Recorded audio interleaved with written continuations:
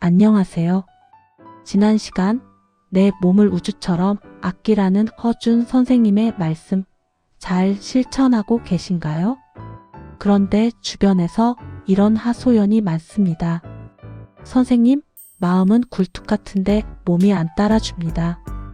아침에 눈뜨기가 무섭고 저녁만 되면 파김치가 됩니다. 자, 오늘 본격적인 보약 밥상을 차리기 전에 내 몸 상태부터 점검해 봅시다. 지금 제가 말씀드리는 것 중 몇 개나 해당되는지 손가락을 접어 보세요. 첫째, 밥맛이 없고 모래알 씹는 것 같다. 둘째, 자꾸 깜빡깜빡하고 멍하니 있는 시간이 많다. 셋째, 머리카락이 가늘어지고 숭숭 빠진다. 넷째, 계단을 조금만 올라도 다리가 후들거린다. 마지막 다섯째, 부부 관계 언제 했는지 기억도 안 난다. 어떠신가요? 3개 이상 접으셨다면 지금 비상사태입니다. 내 몸에 기름이 다 떨어져서 엔진이 멈추기 직전인 거죠. 하지만 걱정 마십시오. 오늘은 허준 선생님이 꺼져가는 불씨도 다시 살리는 기적의 음식 3가지를 처방해 드립니다. 비싼 약 아닙니다. 마트나 시장에 가면 지천에 널린 것들입니다. 오늘 이 영상 보시고 나면 여러분의 잃어버린 10년의 젊음이 다시 돌아올 겁니다. 첫 번째 보약, 바로 부추입니다. 부추의 별명이 참 재미있습니다. 힘이 어찌나 좋아지는지 소변줄기로 벽을 깬다고 해서 파벽초. 넘치는 힘을 주체 못해 과부집 담을 넘는다 하여 월담초라 불렀습니다.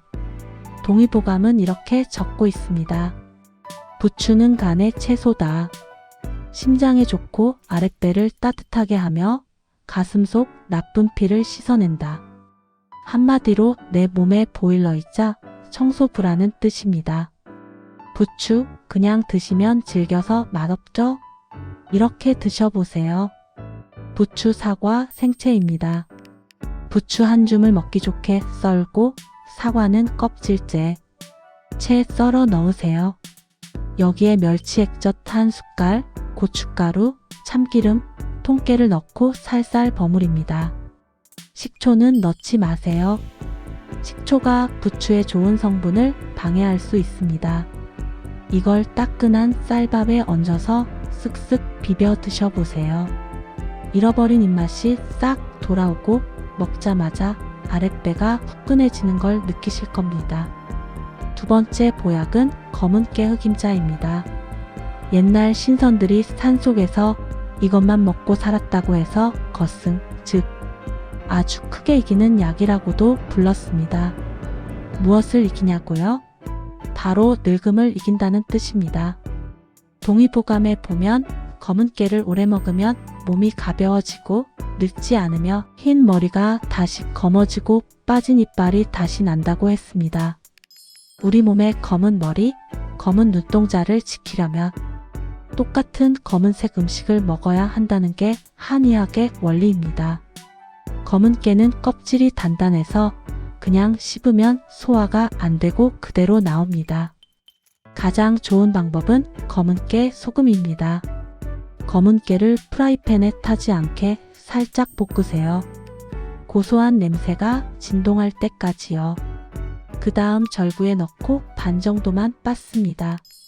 완전히 가루 내지 마시고요.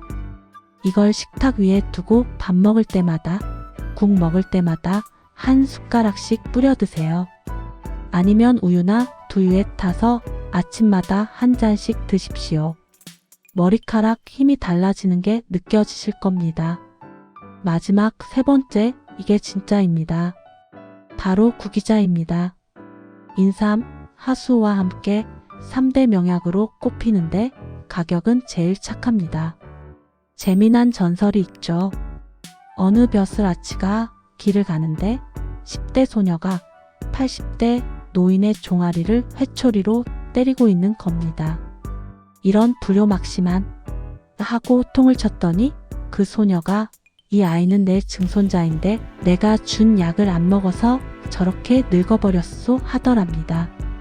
알고 보니 소녀의 나이가 300살이었다는 거죠. 그 소녀가 먹던 약이 바로 구기자였습니다. 그만큼 노화 방지와 기력 회복에는 천하제일이라는 뜻입니다. 현대 연구에서도 뇌세포를 깨워서 치매를 예방한다고 밝혀졌으니 정말 불로초가 따로 없습니다. 구기자는 씨앗의 약효까지 다 우려내야 합니다. 물 2리터 주전자에 말린 구기자 한 줌을 넣으세요. 센 불로 끓이다가 물이 끓으면 약불로 줄여서 1시간 이상 뭉근하게 달이세요. 물이 붉은 와인 빛깔이 될 때까지요. 이 물을 냉장고에 넣어두고 물 대신 수시로 마시세요. 구수하고 달큰해서 맛도 좋습니다. 이 붉은 물이 내 몸에 핏줄을 타고 돌면서 막힌 곳을 뚫고 활력을 채워줄 겁니다. 자, 좋은 음식을 먹었으니 이제 그 기운을 온몸으로 돌려야겠죠?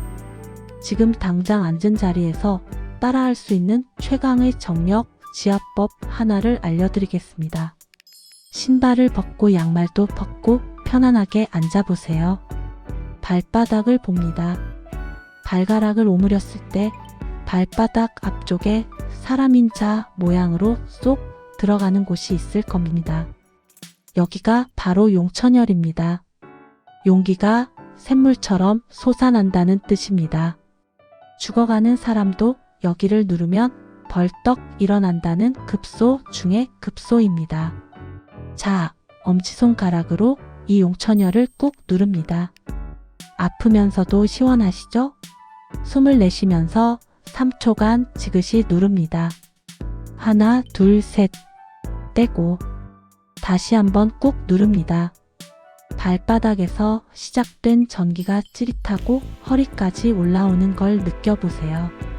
하나, 둘, 셋 이걸 양쪽 발을 번갈아 가며 하루에 30번씩만 해주세요. 잠자리에 들기 전에 하면 발이 따뜻해지면서 잠도 잘 오고 아침에 일어나면 아랫배에 힘이 꽉 들어찬 걸 느끼실 겁니다. 오늘 밤 꼭 해보세요. 자, 발바닥 용천혈 지압까지 마치셨나요? 그렇다면 이제 오늘 배운 모든 기운을 우리 몸의 저장고에 가득 채워 넣을 차례입니다. 바로 동의보감 양생법의 핵심 고신법, 즉 신장을 튼튼하게 하는 마사지입니다. 바로 따라해 보세요. 먼저 두 손바닥을 합장하듯 마주댑니다.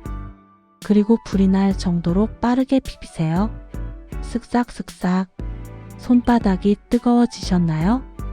이제 그 뜨거운 두 손바닥을 등 뒤쪽 허리, 바로 콩팥이 있는 자리에 갖다 댑니다. 갈비뼈가 끝나는 뒤쪽 허리 부분입니다. 따뜻한 온기가 콩팥으로 쑥 스며드는 게 느껴지시나요? 이제 그 상태에서 위아래로 문지릅니다. 허준 선생님은 36번을 문지르라고 했습니다. 여기가 바로 우리 몸의 생명치 명문입니다. 목숨의 문이라는 뜻이죠. 이곳이 차가우면 정력이 약해지고 허리가 끊어질 듯 아픈 겁니다. 매일 아침, 저녁으로 손을 비벼 허리를 데워주세요. 차가운 아랫배에 불을 지피는 최고의 방법입니다. 자, 이제 정말 마지막으로 중요한 당부를 드립니다. 그런데 이것 한 방이면 공든 탑이 와르르 무너집니다. 허준 선생님이 동의보감에서 견고한 정력을 죽이는 최악의 습관 2가지입니다. 첫째, 찬 음료 벌컥벌컥 마시기입니다. 특히 기름진 고기 드시고 나서 시원하다 하면서 얼음물이나 찬 맥주 드시는 분들 계시죠? 이건 내 몸의 아궁이에 찬물을 끼얹는 것과 똑같습니다. 기껏 부추로 불을 지펴놨는데 찬물로 꺼버리는 격이죠. 속이 차가워지면 정력은 무조건 떨어집니다. 제발 미지근한 물을 드십시오. 둘째, 밤늦게 배불리 먹는 것입니다. 자기 전에 야식 드시면 우리 몸은 자는 동안에도 소화시키느라 쉴 수가 없습니다. 엔진이 과열돼서 고장나는 지름길입니다. 배터리를 충전해야 할 밤 시간에 오히려 배터리를 낭비하는 꼴이죠. 소식하고 따뜻하게 먹어라. 이 두 가지만 지키셔도 비싼 보약 10제 먹는 것보다 훨씬 낫습니다. 자, 오늘 정말 많은 것을 배웠습니다. 긴 시간 함께 해주셔서 감사합니다.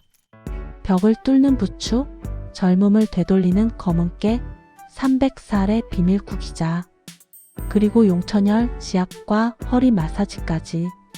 이 5가지 비법 오늘부터 딱 일주일만 실천해보세요. 다음 주 이 시간 거울 속에 비친 여러분의 얼굴색이 확 달라져 있을 겁니다. 다음 시간에는 정말 많은 분들이 고통받고 계신 주제죠.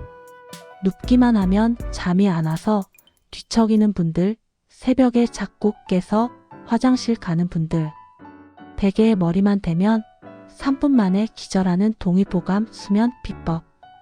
다음 영상에서 그 놀라운 비밀을 공개하겠습니다. 오늘 영상이 유익하셨다면 구독과 좋아요, 그리고 사랑하는 가족들에게 이 건강 비법을 꼭 공유해 주세요. 감사합니다.